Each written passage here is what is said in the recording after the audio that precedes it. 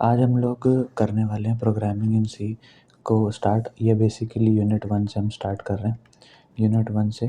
और यूनिट 1 से धीरे-धीरे करके हम सारे के सारे टॉपिक्स को ख़त्म करेंगे। सो अभी स्टार्ट करते हैं। ये बिल्कुल एकदम कह सकते हैं बिगिनिंग है। तो सबसे पहले जो स्टार्टिंग है वो होती है सीपीयू से। सेंट्रल प्रोसेसिंग यूनिट, आपको पता होगा सीपीयू क्या होता है ना? हर लैपटॉप में आपको सीपीयू देखने को लैपटॉप में या कंप्यूटर बोल लो, हर जगह आपको सीपीयू देखने को मिलेगा। सेंट्रल प्रोसेसिंग यूनिट इसका फुल फॉर्म है। सीपीयू जो होता है ना वो बहुत इंपॉर्टेंट कंपोनेंट है कंप्यूटर का। वो बेसिकली ब्रेन है, ठीक है। हम कह सकते हैं कि सीपीयू कंप्यूटर का ब्रेन है, ठीक है। अब सीपीयू के 3 पार्ट्स होते हैं: control unit, memory unit, arithmetic logic unit, ALU, ठीक है। ये जो 3 यूनिट्स हैं ना, इनके अलग अलग काम है। अब हम इनके ऊपर धीरे धीरे करके बात करेंगे, ठीक है। CPU works only when given input, it converts the given input into useful output. ये बहुत इंपॉर्टेंट बात है कि जो सीपीयू है ना, वो इनपुट लेता है और कन्वर्ट कर देता है गिवन इनपुट को यूजफुल आउटपुट में। For this computer use different operators. इस काम के लिए कंप्यूटर अलग अलग ऑपरेटर्स का यूज़ करता है, ठीक है। अभी इसकी हम बात करेंगे डिटेल में आगे इसके बारे में। सबसे पहले है टेकिंग इनपुट, इनपुट लेना। इनपुट लेने का क्या मतलब है? इनपुट लेने का एक बहुत सिंपल सा मतलब है कि यार हम किसी भी टाइप का इंस्ट्रक्शन दें, है ना, कोई भी टाइप का इंस्ट्रक्शन दें, कोई भी टाइप का कमांड दें, है ना, उसको हम कह सकते हैं कि यार हम इनपुट दे रहे हैं कंप्यूटर को। The process of giving data और command to computer system in order to receive useful outputs. हम या तो डाटा देंगे या तो कमांड देंगे कंप्यूटर को, जिससे हमें यूज़फुल आउटपुट्स मिल सकें, ठीक है, डिज़ायरेबल आउटपुट्स। फिर है store data, letting system store the information और डाटा गिवन। जो भी डाटा या फिर जो भी इंस्ट्रक्शन हमने अपने कंप्यूटर को दिया है, हम उसको अलाउ करें कि वो उसको स्टोर करे, उस इंफॉर्मेशन को, उस डाटा को स्टोर करे, ताकि उसको बाद में प्रोसेसिंग के टाइम इस्तेमाल किया जा सके, है ना। जो ऑपरेटर्स हैं उसके टाइम, मतलब जब प्रोसेसिंग चलेगी अपने डाटा की, तो उसके टाइम उसको यूज़ किया जा सकता है, ठीक है। Processing data, the process of using given data और instruction to get desired outputs. वो प्रोसेस जहाँ पर हम अपने गिवन डाटा और इंस्ट्रक्शन का इस्तेमाल करते हैं अपने डिज़ायर्ड आउटपुट को लाने के लिए, है ना। हमने कोई भी डाटा दिया कंप्यूटर को और हम चाहते हैं इसका, हम कुछ भी टाइप का, एक डिफरेंट टाइप का आउटपुट चाहते हैं, तो वही वो बना के दे। यही है आपका processing data. In program is called processing data. Great, okay. अब और आउटपुट इन्फॉर्मेशन है कि the final result that CPU provides after the process of processing data. वो जो फाइनल रिजल्ट है जो सीपीयू आपको प्रोवाइड करेगा प्रोसेसिंग करने के बाद डाटा की, वही आपका क्या कहलाएगा? Output information. Great, okay. Input में हमने हमने इनपुट डिवाइसेस, जितने भी टाइप के इनपुट डिवाइसेस होते हैं, माउस, कीबोर्ड, इन सारे इंस्ट्रूमेंट्स की मदद से लैपटॉप को इंस्ट्रक्शंस दिए, कमांड्स दिए, इनपुट दिया, डाटा दिया, और फिर उस डाटा को कंप्यूटर ने स्टोर किया ताकि उसको बाद में वो यूज़ कर सके प्रोसेसिंग में। प्रोसेसिंग डाटा का यही मतलब है कि हम उस डाटा को प्रोसेस करेंगे ताकि हमें डिज़ायर्ड आउटपुट मिल जाए। और आउटपुट इन्फॉर्मेशन का है वो जो एक्चुअल में आउटपुट निकल के आने वाला है, उसकी बात हो रही है यहाँ पे।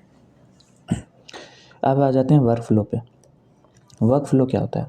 वर्क फ्लो का यार मतलब होता है कि यार हम कोई भी प्रोसेस है, कोई भी काम है, तो उसको हम एक स्टेप बाय स्टेप प्रोसीजर में करते हैं। तो वो जो सिस्टम है ना, इसको हम वर्क फ्लो बोलते हैं।